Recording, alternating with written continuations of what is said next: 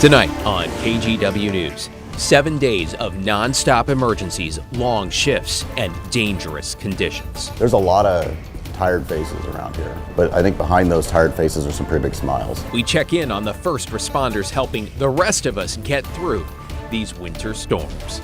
Plus, shut down for days with damage and few customers. It's been really hard. How local businesses will try to rebound from a nightmare week. Then later, if you're stuck with a big cleanup at your home, watch out.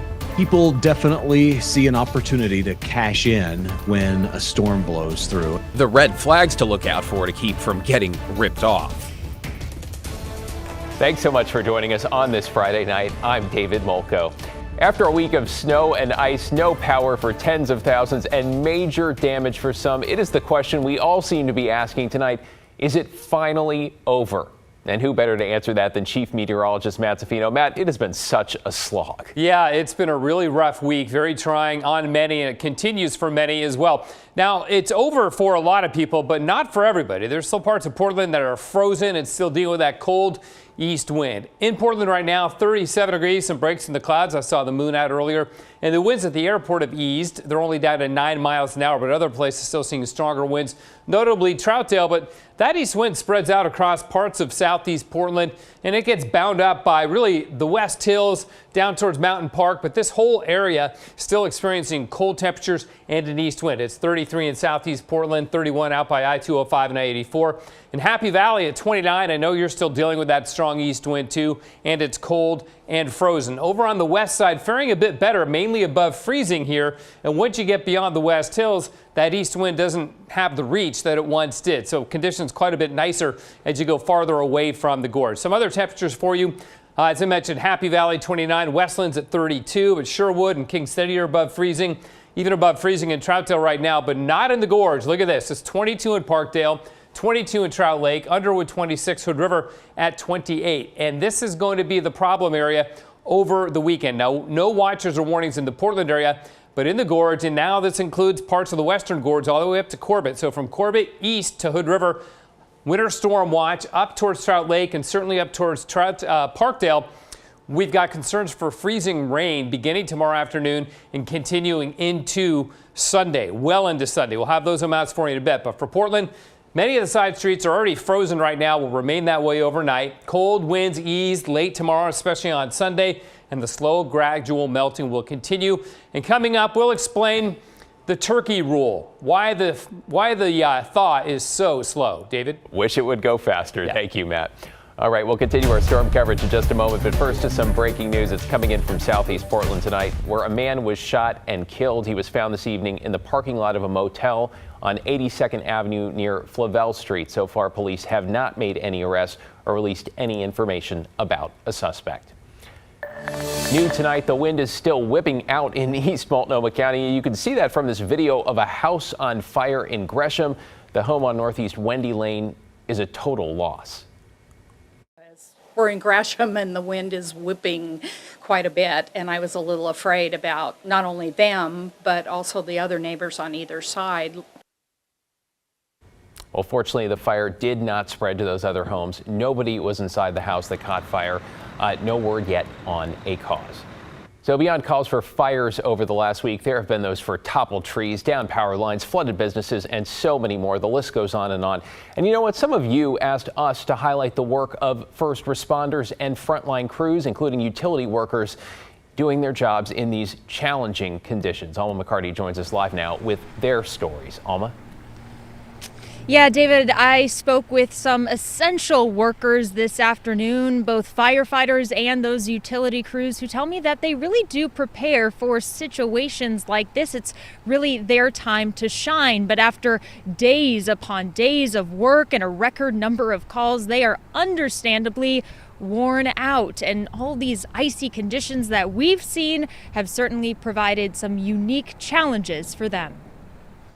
We're dealing with the cold, it's difficult to drive, it's difficult to access calls, you know, the equipment doesn't want to work the same, and then also the run volume goes up. Portland firefighters say the past several days put a definite strain on their team, responding to more fires, frozen pipes, accidents and injuries. So typically we're looking at 377 non-medical calls on any given January day for the city on average.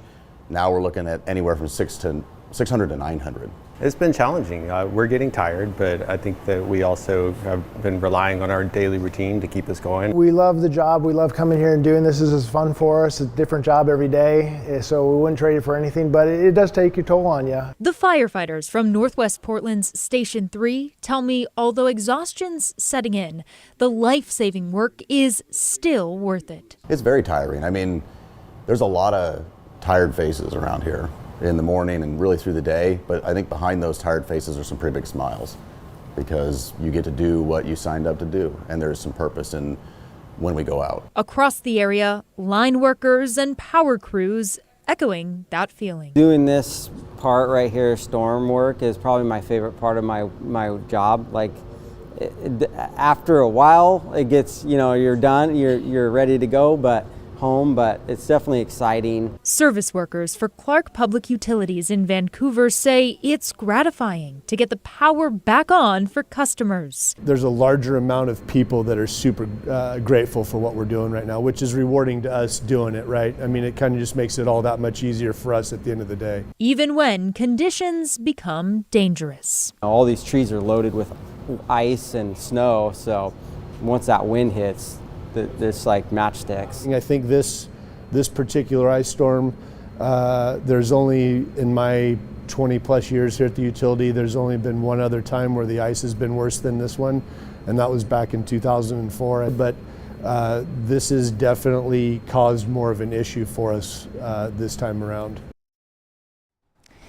Now, everyone that I spoke with, they are really appreciative of all of the kindness that people have shown them over the last several days while they've been out and about in these conditions. And I can certainly say at KGW, we very much appreciate all the long hours that all of the crews have put in to keep people safe and to get the power back on. David?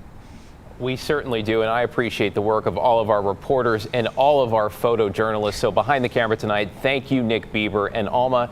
Thank you, Alma McCarty. It's been a slog all week, and you guys have been doing amazing work. Thanks so much.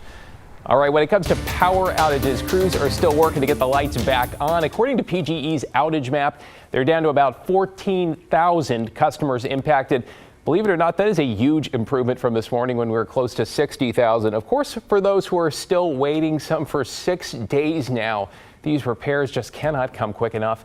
In Clark County, where Alma was, utility crews are dealing with a couple of new outages tonight, though. About 125 customers are still in the dark there. Meanwhile, there's some good news. Yes, we need more of that for Max riders. The yellow line between the Expo Center and Interstate Rose Quarter is now up and running, and the blue line continues to run between the Hatfield Government Center in Hillsborough and the Rose Quarter. Triant was also able to take some chains off buses this afternoon, but keep in mind some buses, especially those at higher elevations, still have chains and are going slow.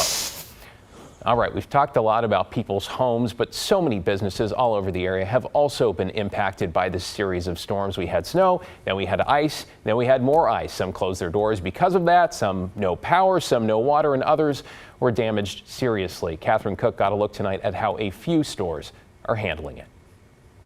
Here in downtown Lake Oswego, business owners at several stores say it might as well have been raining on the inside after a pipe burst last week. Now, as they prepare to reopen, they're worried about another setback. At City Home in Lake Oswego, It's been really hard. when it rains, it pours. The entire store was flooded, 3 inches of water streaming down from the ceilings. It was heartbreaking. Owner Kim Paulette says an upstairs pipe burst late last week at the start of the cold snap. Upholsteries soaked, artwork water stained. At first, it was all overwhelming. But then we all snapped into let's fix it mode. Since then, she and her staff have been working nonstop to dry out and salvage what they could. Next door, at Maple Boutique, we came into basically rainfall inside of our space. Owner Stacy Barnes waded through the same crisis. Coming from the ceiling. Bins of clothing soaked in floodwater. and half an inch on the floor. She's thankful for what they could save and is bracing for what they can't control. We know that there's probably going to be some damage likely to the walls, the floors. We're not quite sure yet. They're still assessing that. Barnes says worst case, the building may need major repairs, which would fall to the owner.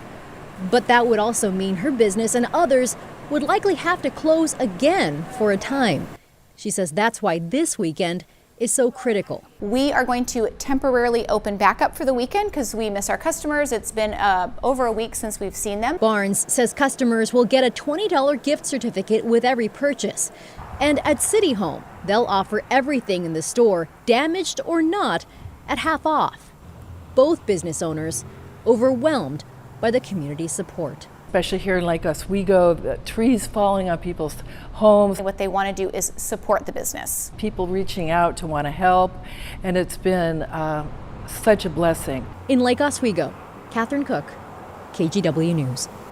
So we want to do what we can as well. So we asked you on Facebook to show some love and give a shout out to your favorite local small business. We got a long list of responses. Here's some. Lauren B. recommends Next Dough Neighbor in downtown Camas. She says she's not even a donut person, but these are delicious and high quality. Kelly T. wrote in about Dar Salaam, Portland. The Middle Eastern restaurant has locations on Northeast Alberta and downtown. And Lokahi said, grind with tries. They've got your Hawaiian food cravings also in Northeast. If you want to share your favorite local business with us, you can also text it to the number on your screen. That's 503-226-5088.